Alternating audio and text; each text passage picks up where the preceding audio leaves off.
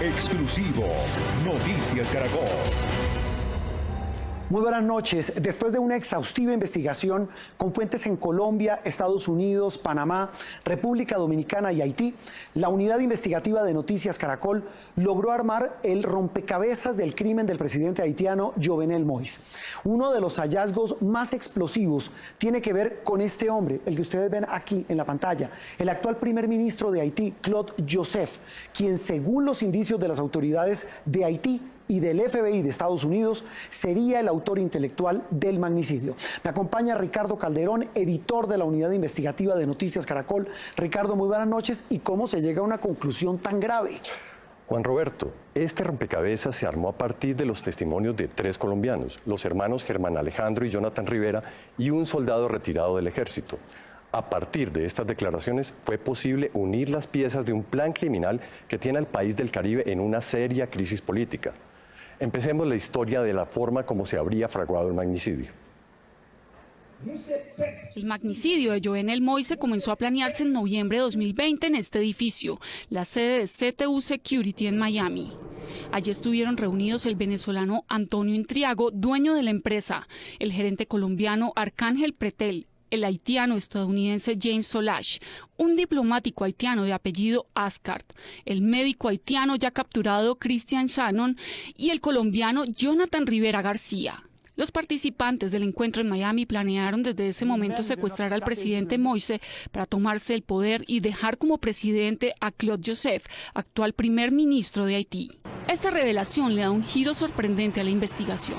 Las autoridades haitianas y los investigadores del FBI consideran al primer ministro como la figura máxima detrás de este crimen, junto al médico Shannon y a John Joel Joseph, un ex senador haitiano hoy prófugo de la justicia. Se trata de una bomba política si se tiene en cuenta que Claude Joseph gobierna el país como reemplazo del presidente asesinado. Precisamente hoy, el primer ministro con funciones presidenciales se refirió al crimen del mandatario. En este momento, el gobierno tiene 2 prioridades. La primera es mantener las investigaciones hasta que el presidente de la República, su esposa, sus hijos, sus amigos y la nación tengan justicia. La segunda es hacer todo lo posible para honrar la memoria del presidente con la organización de un funeral. Entre las pruebas conocidas por la unidad investigativa de Noticias Caracol hay llamadas telefónicas y fotos de reuniones que vinculan al primer ministro con los mercenarios colombianos. Los investigadores tienen claro el papel que habría jugado cada uno de los participantes de la conspiración. Tras la reunión en Miami, el colombiano Pretel y en especial el haitiano James Solash volvieron a buscar a Jonathan Rivera, quien había estado en la reunión y quien los llevó hacia su hermano, el capitán retirado del ejército Germán Rivera, y hacia el sargento retirado Duvernay Capador. Ellos 3 se convertirían en los enlaces claves con los mercenarios colombianos y el primer ministro.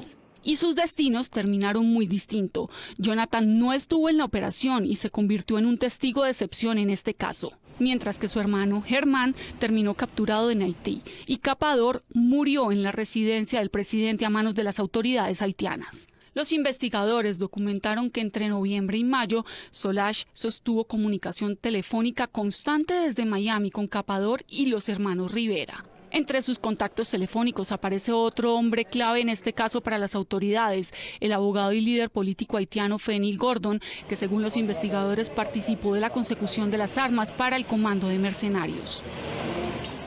Muy bien, Ricardo y televidentes, ya tenemos identificados a los colombianos que lideraron el reclutamiento de los exmilitares colombianos que terminan en Haití. Hablamos del capitán retirado, Germán Rivera, y el sargento Capador, quien finalmente terminó muerto el día que asesinaron al presidente. Ricardo, ¿cómo logran rastrear y ubicar a las personas que llevarían a cabo este operativo criminal?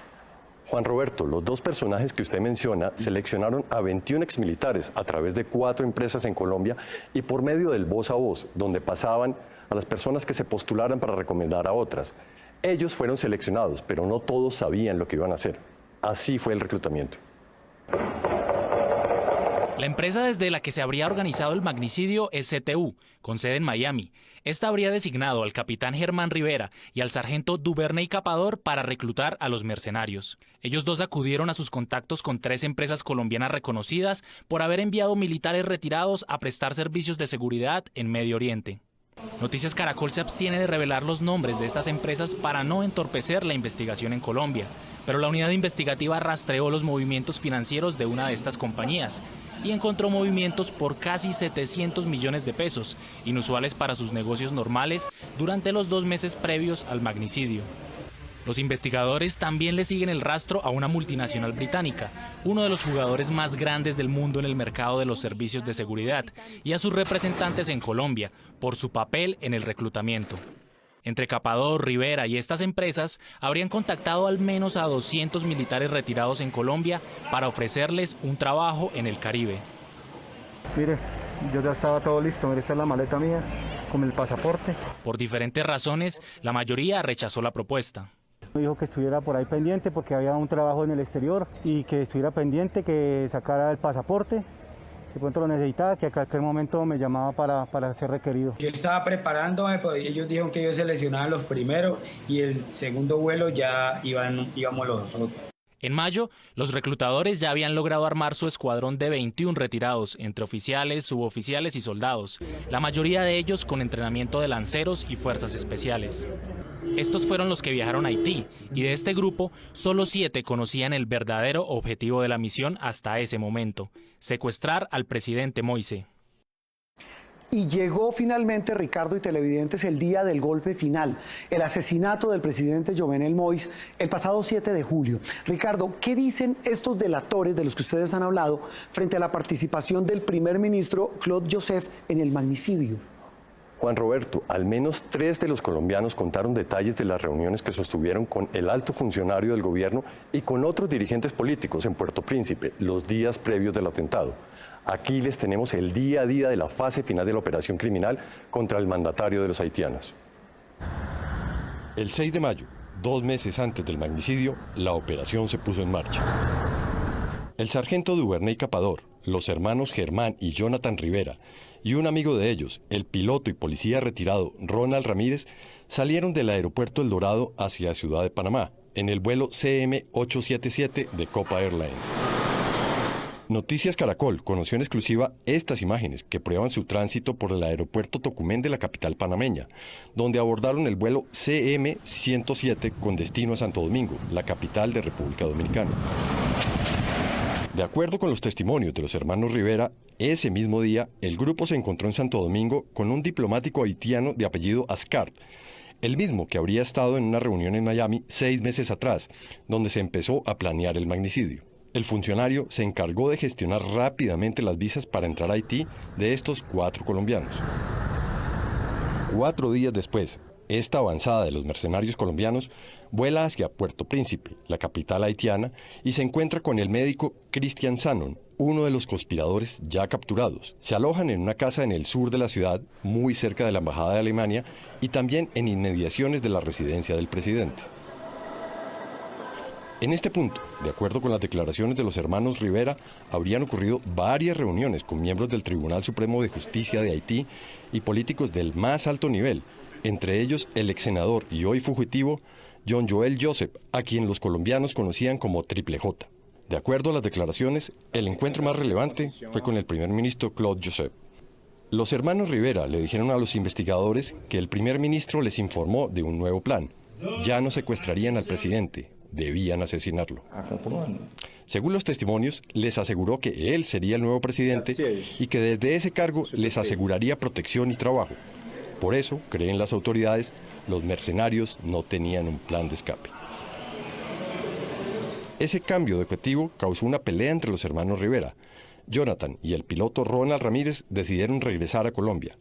La misión siguió adelante sin ellos. El 4 de junio, los 19 exmilitares restantes abordaron el vuelo 0252 de Avianca hacia Santo Domingo. 2 días después, pasaron por tierra a través del puesto fronterizo Carrizal, en Haití. Solo 7 de ellos conocían la verdadera misión. Para los demás, la tarea consistía en brindar seguridad al gobierno. Durante 4 semanas ajustaron los detalles finales de la misión. El 7 de julio, después de 7 meses de planeación, la operación fue ejecutada. El grupo llegó a la casa del presidente. Los 7 colombianos, acompañados de 3 policías haitianos, entraron y asesinaron al mandatario. Según los testigos, ellos habrían sido Carlos Guerrero, Mauricio Romero, Duvernay Capador, Juan Carlos Yepes, Manuel Grosso, Neil Durán y Naiser Franco. Los demás, incluido el capitán Rivera, se quedaron prestando seguridad en las afueras mientras se ejecutaba el magnicidio.